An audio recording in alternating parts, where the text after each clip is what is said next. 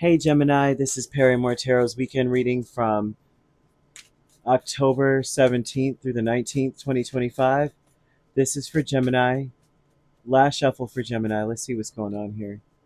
So, Gemini, what we have here is the Sacred Temple, and we've got Discovery. Gemini, this looks like where you're something to do with where you're meant to be. I feel like for many of you, you're meant to build. It feels like you're meant to focus on your home or buying a home or focus on uh, oh gosh, like repairing a home. I'm seeing someone building, and I'm getting a house, and they're talking about owning the house and what you're. If you don't own your home, it's about time to start thinking about that. Excuse me.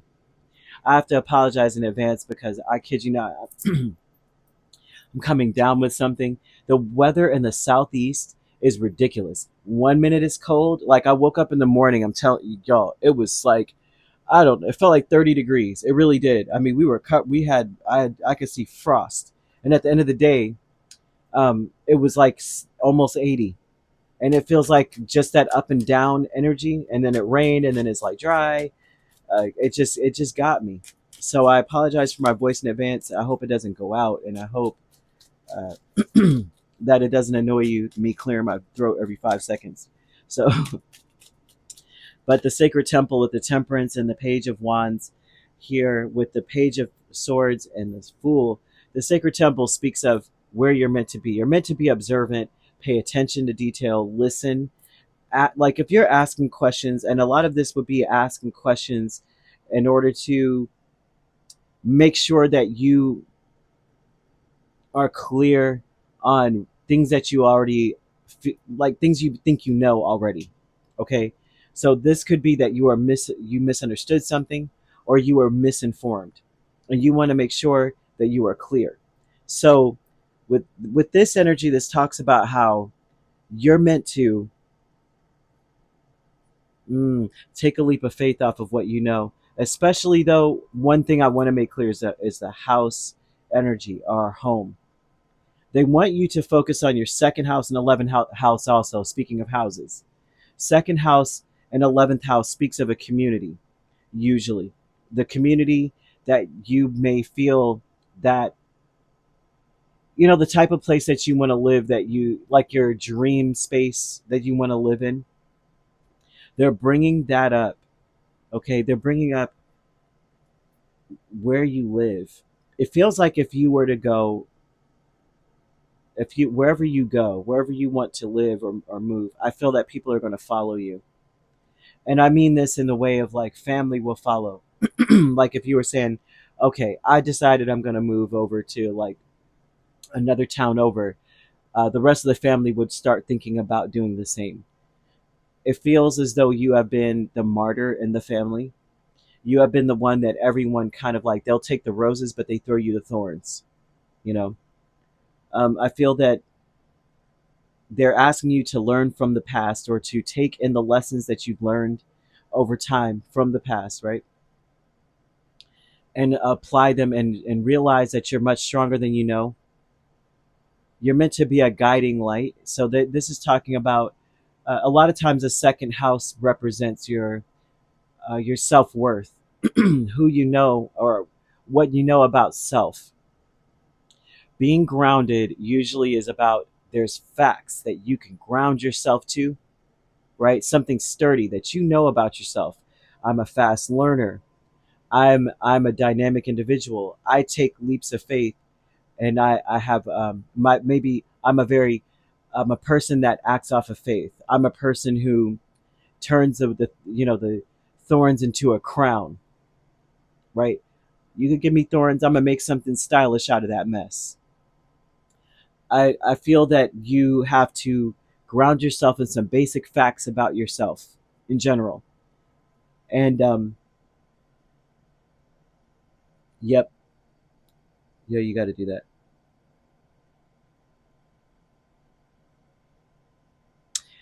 You want to say, I am open and receptive to the abundant flow of prosperity that the universe offers.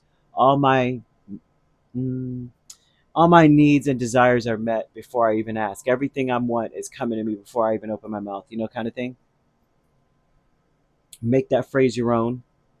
But with all of this here as well, with discovery, Three of Wands and the Five of Swords, you might want to look into some stuff about how you expect to be taken advantage of, how you may expect for people to throw you under the bus. Your intention right now is to prepare yourself for things like that. I don't know how else to say that, right? But they're wanting you to focus a lot of your energy and attention on being very clear about who you are. It doesn't matter what anyone's got to say. You'll say it first. It gives me, I know I brought up this before, probably not in your reading, but it's coming up anyway. I don't know if you ever seen the movie 8 Mile, right? With Eminem, the rapper Eminem, and Mekhi Phifer, and um, a bunch of other actresses and actors. I cannot remember. Brittany Murphy, excuse me, right? And then when he was getting on stage, like this was like improv or something. I, I can't remember the movie. I apologize. I only remember certain points of this movie because I haven't seen it since I was like in my early 20s. But one thing that never left me was the way that he combated adversity. Of course, this movie is not very appropriate or age appropriate for children at all. Okay, I don't even think it was appropriate for me to watch. I can't even. I watched it and I was cringing sometimes, like, oh gosh. I hope my parents don't walk in and see me watching it. And I'm in my 20s. Okay, I'm grown. I could watch it if I wanted to, but I felt uncomfortable. If my grandparents walked in, I would have turned it off. I don't know what's on TV. I don't know what this is. But anyway, he gets on stage, and what they would use against him consistently was that he was poor and he came from a very dysfunctional family. So they would always use that against him, and then he would choke and get off stage. He couldn't say anything. He'd draw a blank on the microphone. And so at the very end, he finally said, "You know what? I figured it out. I just got to get on stage, and when it's my turn to rap, I'm going to use their stuff against them. The things they were using against me, I'm going to use it against them." So he gets out and he goes, "Yeah, I am poor and I did live here and my mom is this way. And yep, I do drive this crappy car." Like, he just went on. And they were just like speechless. Like, dang, I have no material now. My material was all about dissing this guy, and he just used it against me. And so he ends up winning. And that's kind of where they're coming at with you, is that you got to be very clear about who you are, and then and realize that you have self-worth. It doesn't matter if you messed up. It doesn't matter if things are going wrong in your life right now. It doesn't matter about, especially if you got like a funky living situation or whatever the case is. They're like, who cares? You just have to own who you are, because then no one, what are they going to do? Turn them thorns into a crown, right? You're going to discover that your biggest issue or nemesis here would, or your biggest conflict with the and Page of Wands would be that you expect to be taken advantage of, lied on, deceived, betrayed. Well, head them off at the pass. Be very clear about who you are. Know your objectives. Stay grounded. Ground yourself and be love, right? You love yourself. So by loving oneself, and when you love something or you love someone, you get to know everything there is about it so you can care for it better, right? Many of us walk through freaking life and we don't know jack about our own selves. How many parents when they become an empty nester, they don't even know what they like anymore. They don't even know their spouse anymore because they forgot to love themselves. They forgot to get to know themselves really well. I know how I sound, but they're giving me a clear picture of a person who's like, I don't even know what I like anymore. I don't even know what interests me anymore. I'm not even sure, blah blah blah, about myself. And that's what we do when you love something. Like, say you love your bracelet, you try to figure out, how can I polish this thing? I want to get to know more about it because I just want to make sure I'm taking care of it better. How many of us do that for ourselves? Not many, not many. We are always pop. There's always pop up surprises, and I'm just throwing that out there because that's what's in the cards. And I'm not saying that's about you. I'm just saying that's what's here. So if it resonates, say, hey, it's right here. That's what they're saying here. The honoring path with the Tower and Knight of Pentacles. The honoring path is speaking a lot about the right thing, doing the right thing. Your intention is to be blameless or correct. And this shows to me that you may be shocked at who's really on your side or in your corner. I feel like you'll be very shocked. I feel like you'll be shocked also by who cares about you. I also feel like for many of you, if you're not in a romantic connection, say you're not, you might run into someone that feels extra familiar, but you never met them before. They're giving off this a past life relationship that you're feeling it. You know, that love at first sight weird feeling.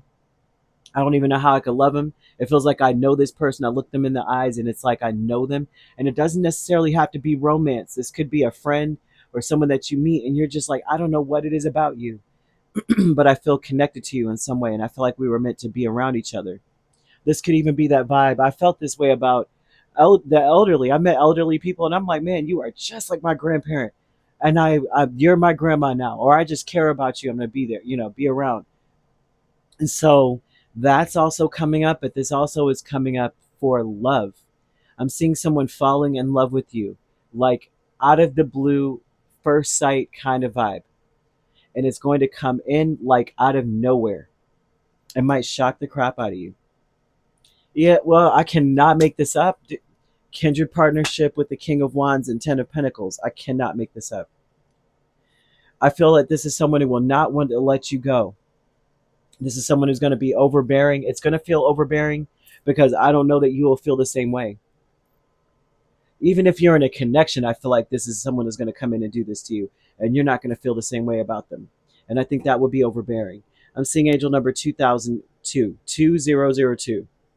You have more control over your life than you realize. You have more control over the situation than you realize. You can overcome any adversity and any provocation, any rumors, any betrayals than you think you can. You can thwart them.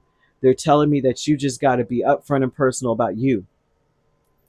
You can turn things around. It definitely says that. And they're like, who cares if who drops out of your life? You can make more friends. I'm seeing that also. It doesn't matter what they say. You can find another. You're gifted like that. I hope that makes sense because it is like all over the place to me. They're like giving off 4 different messages. Gray may be a significant color. This is a color that Spirit is asking you, usually when gray comes up, they're asking you to scan your body or ask you to use your body as a pendulum or as some sort of apparatus in order to just feel out people. Trust your body. Your body is a tool of spirit, right? It houses spirit. It's like the machine of spirit. So you would stand firmly on a flat surface, okay? And you first, I test myself. I would always test my body, right? You test yourself and ask yourself, um, ask yourself questions that you know the answer to. Okay, so if that is you know your name, right? Or you already know you're tired. Ask yourself, are you tired? Your body will sway forward for yes, backwards for no. And then start asking your body, is this person safe? Is this blah blah blah? Any questions? They're saying that you want to use that this weekend. Use that as a tool. It sounds really ridiculous, but it's accurate, man. Ask yourself these things and let your body just go forward or backward. And if it stays in the center, it just stays planted, then that means that you need to ask more questions, more detailed. They're like, yes and no. There's parts of that question that's a yes and part that's a no. You know what I mean? So you could be dealing with a Scorpio, a Sagittarius, an Aries, a Taurus. I also see Leo, another Gemini, a Libra, or an Aquarius. So you could be a Taurus Gemini cusp. You could be dealing with A Scorpio Sagittarius cusp here also, or a Libra Scorpio. Or Aries Taurus. If you're not dealing with those signs, which you don't have to be, those signs could also be in your chart. If you'd like to book a personal reading with me, my links are on my page. Peace, love, and light. Take care.